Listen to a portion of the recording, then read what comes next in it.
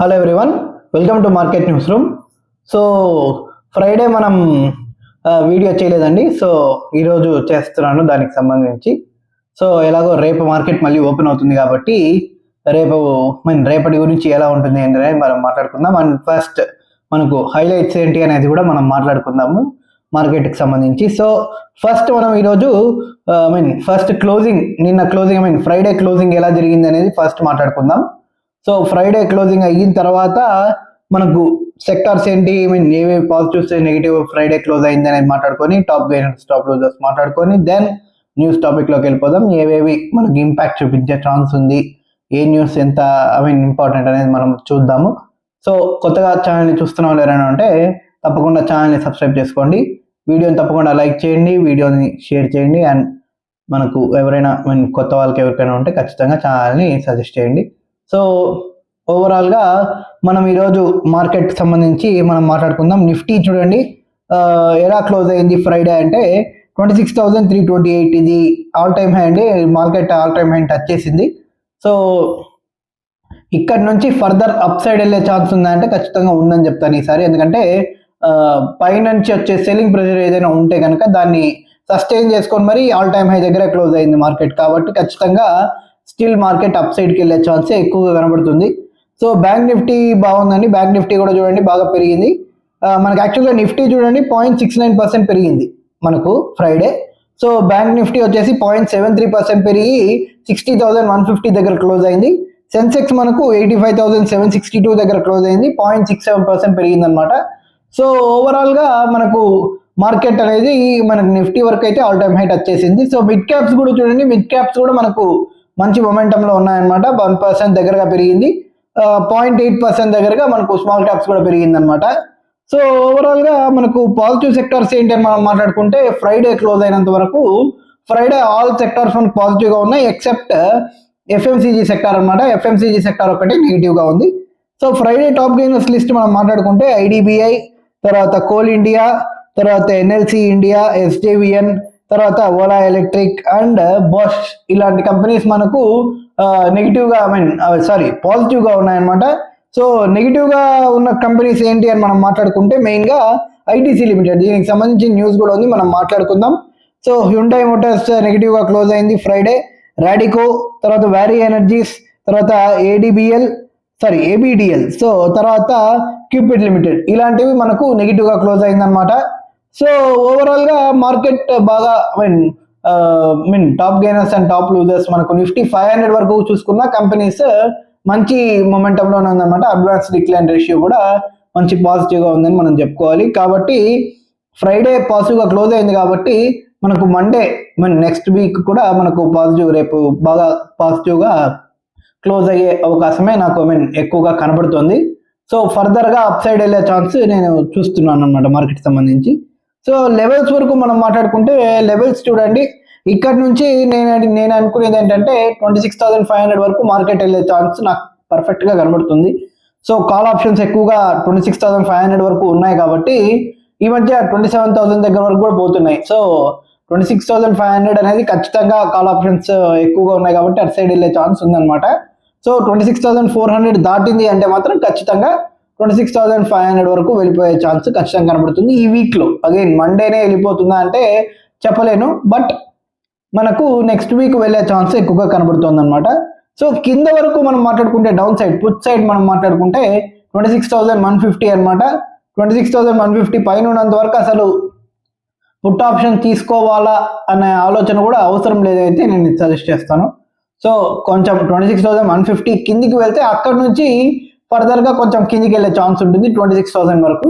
So నాకు తెలిసి maximum 20% chance అనుకోవచ్చు, మనము 20-30% ఛాన్స్ అనుకోవచ్చు అలా వెళ్ళడానికి. సో మ్యాక్సిమం నేనైతే కాల్ సైడే ప్రిఫర్ చేస్తున్నాను అనమాట నా వరకు ఆలోచిస్తే. అగైన్ అడ్వైస్ కాదు, జస్ట్ ఒక ఎడ్యుకేషన్ పర్పస్ కింద తీసుకోండి. సో ఓవరాల్గా మనము టాప్ న్యూస్ వరకు మనం మాట్లాడుకుంటే ఫస్ట్ న్యూస్ చూడండి, మనకు బుల్లెట్ ట్రైన్ సంబంధించే మనకు న్యూస్ అనమాట. ఇది మన రైల్వే మినిస్టర్ గారు మాట్లాడారనమాట.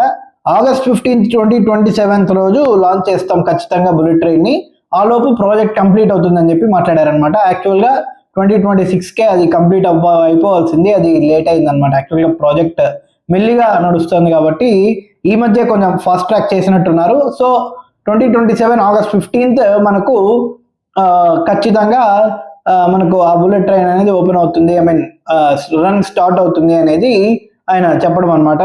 సో చూడాలి ఎలా ఎంత ఫాస్ట్ గా ప్రాజెక్ట్ కంప్లీట్ అవుతుంది అనేది చూడాల్సి ఉంది. సో ఓవరాల్ గా చూడండి, ఈ రోజు ఇంకొక హైలైట్ న్యూస్ అనమాట. ఇది వచ్చేసి సిల్వర్ కి సంబంధించింది. అది మనకు సిల్వర్ డిపెండెన్స్ అనేది చైనా మీద ఇండియాస్ డిపెండెన్స్ అనేది పెరిగిపోతుంది చైనా సిల్వర్ మీద అని. ఎందుకంటే ఒక విషయం గుర్తుపెట్టుకొని, China is the largest producer of silver కాబట్టి ఖచ్చితంగా ఈ డిపెండెన్స్ అనేది ఉంటుంది. కానీ డిపెండెన్స్ ఎక్కువగా ఉండకూడదు, కొంచెం కంట్రోల్లో ఉండడం మంచిది అనమాట. సో దానికి సంబంధించి కొంచెం కన్సర్న్ గా ఉందని చెప్పి న్యూస్ అయితే వచ్చిందనమాట. సో ఖచ్చితంగా గవర్నమెంట్ ఏం చేస్తుందంటే కొంచెం కంట్రోల్ చేసే ఛాన్స్ కనబడుతుంది సిల్వర్ కి సంబంధించి.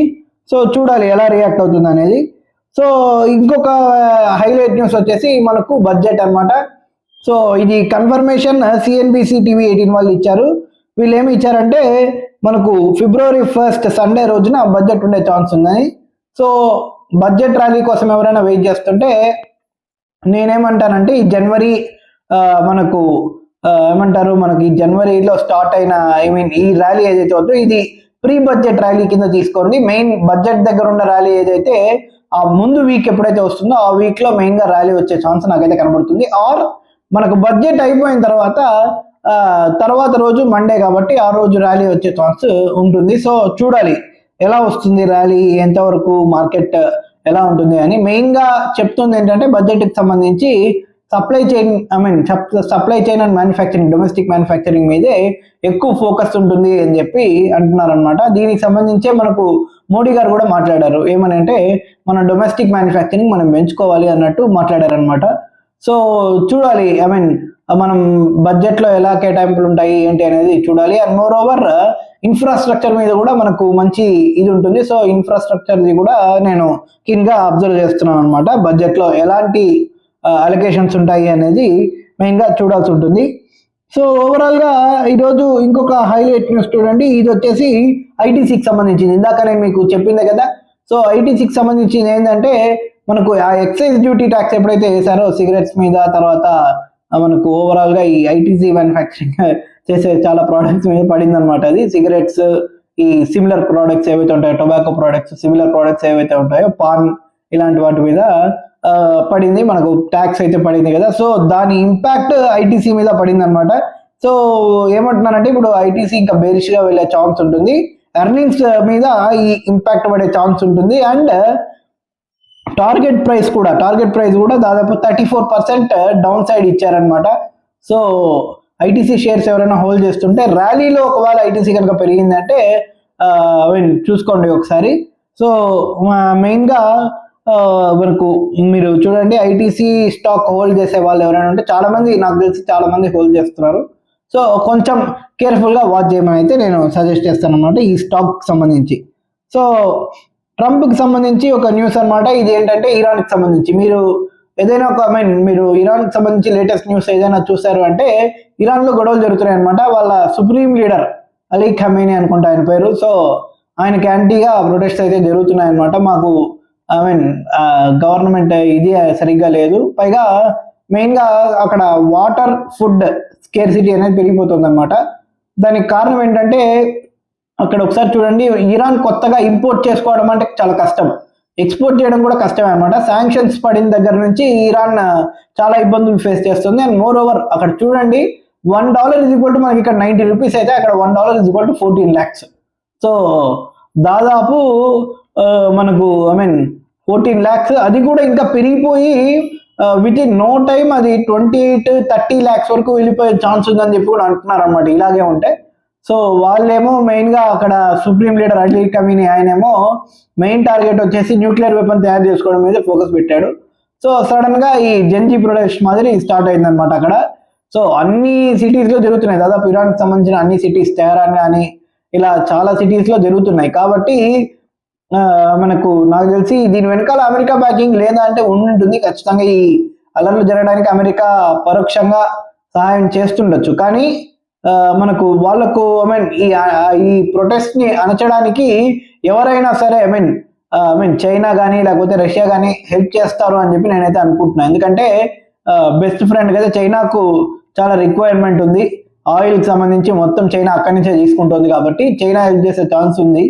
బట్ ట్రంప్ ఏం చెప్తున్నాడంటే బెదిరిస్తున్నాడు అనమాట ఇరాన్ లీడర్స్ని. ఏమని అంటే, ఒకవేళ మీరు పీస్ఫుల్గా జరిగే ప్రొటెస్ట్ ఏమాత్రం వైలెన్స్ పెట్టి అణచేయాలనుకుంటే, అంటే కొంచెం ఫోర్స్ పెట్టి అణచేయాలనుకుంటే మాత్రం మేము దిగుతాం రంగంలోకి అని చెప్పి బెదిరించాడు అనమాట, అమెరికా దిగుతుందని.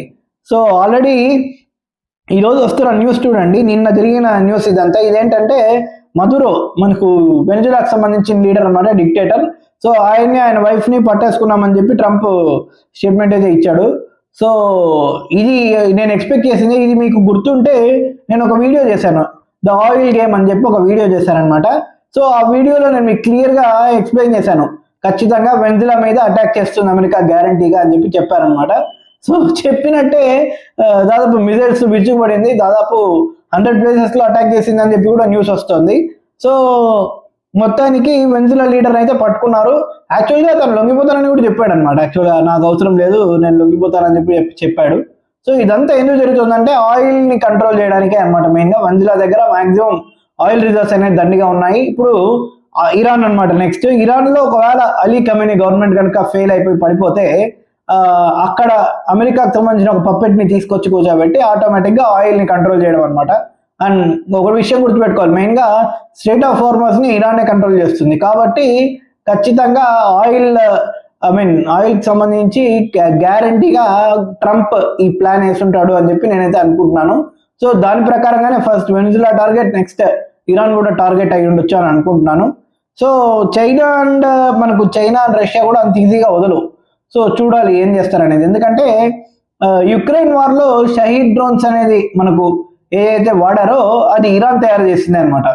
సో ఈ డ్రోన్స్ అనేది వెరీ ఫేమస్.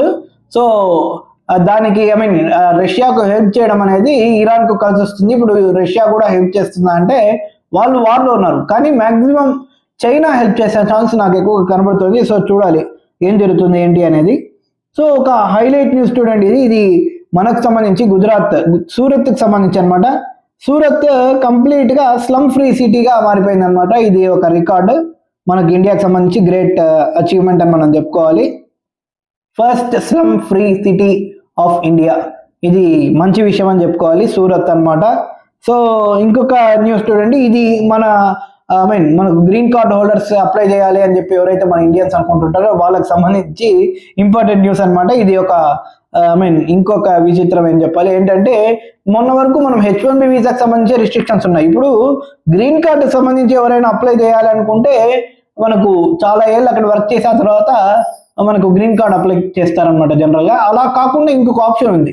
అదేంటి అంటే, జనరల్గా అక్కడ అమ్మాయిని అమెరికన్ సిటిజన్ ఎవరినైనా పెళ్లి చేసుకొని, లేదా అక్కడ అమ్మాయిని కానీ లేకపోతే అక్కడ అబ్బాయిని కానీ ఎవరైనా మ్యారేజ్ చేసుకొని, అమెరికన్ సిటిజన్ని మ్యారేజ్ చేసుకొని అక్కడ గ్రీన్ కార్డ్ పొందొచ్చు. ఇప్పటి వరకు అలా ఉండేదన్నమాట. సో ఇప్పుడు కొత్తగా ఏం చేస్తున్నారంటే, మ్యారేజ్ చేసుకున్నంత మాత్రాన మీకు గ్రీన్ కార్డ్ వచ్చేసినట్టు కాదు, మేము స్టిల్ ఇమిగ్రేషన్ అయితే చేస్తాం ఖచ్చితంగా, దాంట్లో సక్సెస్ అయితేనే మీకు గ్రీన్ కార్డ్ వస్తుంది అని చెప్పి కొత్తగా చెప్తున్నారు అనమాట. సో ఇదొక లేటెస్ట్ న్యూస్ అనమాట. సో ఇప్పుడు అన్ని దారుల్ని దాదాపు మూసేస్తున్నాడు ట్రంప్. ఓన్లీ మాకు స్కిల్డ్ లేబర్ మాత్రమే కావాలి, హైలీ స్కిల్డ్ పీపుల్ మాత్రమే కావాలని చెప్పి అనుకుంటున్నాడు. సో కొంచెం తగ్గే ఛాన్స్ ఉంది, ఇంకా నుంచి అమెరికాకి వెళ్ళే పీపుల్ తగ్గే ఛాన్స్ నాకైతే ఎక్కువ కనబడుతుంది. సో చూడాలి ఏం జరుగుతుంది అనేది. సో ఓవరాల్గా ఈరోజు ఇంకొక హైలైట్ న్యూస్ చూడండి, ఇది వచ్చేసి మెయిన్గా మనకు ఇండియాస్ ప్రైడ్ అనమాట. మనం రైస్ ఎక్స్పోర్ట్స్ సంబంధించి చైనాను కూడా దాటేసి top rice exporter of India of the world గా మారిపోయాం మనము. సో ఓవరాల్గా ఇది వరకు చైనా ఉండేది, చైనాను కూడా బీట్ చేసేసి మనము top exporter of rice in the world గా మారిపోయాం అనమాట. సో మనం ఆ రైస్కి సంబంధించి కూడా మనకు గుర్తుంటే ట్రంప్ చాలా ఓవర్గా మాట్లాడాడు.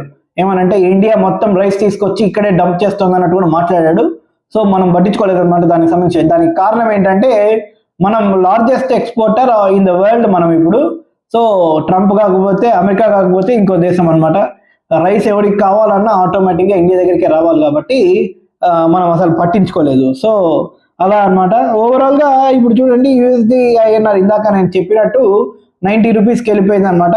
సో మళ్ళీ 89 దగ్గర ఉండేది, మళ్ళీ 90 దగ్గరకు వచ్చింది. యాక్చువల్గా 90.19, 19.20 వరకు వెళ్ళి అక్కడ నుంచి రిటర్న్ అయ్యి 90.01 అంటే 90 అనుకోండి, 90 దగ్గరకు వచ్చింది అనమాట. సో కొంచెం కంట్రోల్లో ఉంటే మేలు ఇది, మళ్ళీ 91, 92 వరకు వెళ్ళిపోకుండా 89, 90 దగ్గర తిరుగుతుండడం మంచిదని చెప్పి నేనైతే అనుకుంటున్నాను. సో మనకు ఫ్రైడే యొక్క FID డేటా వచ్చింది అనమాట. ఫ్రైడే వచ్చేసి మనకు బోత్ FIS అండ్ DIS ఇద్దరు బయింగ్ సైడ్ ఉన్నారు.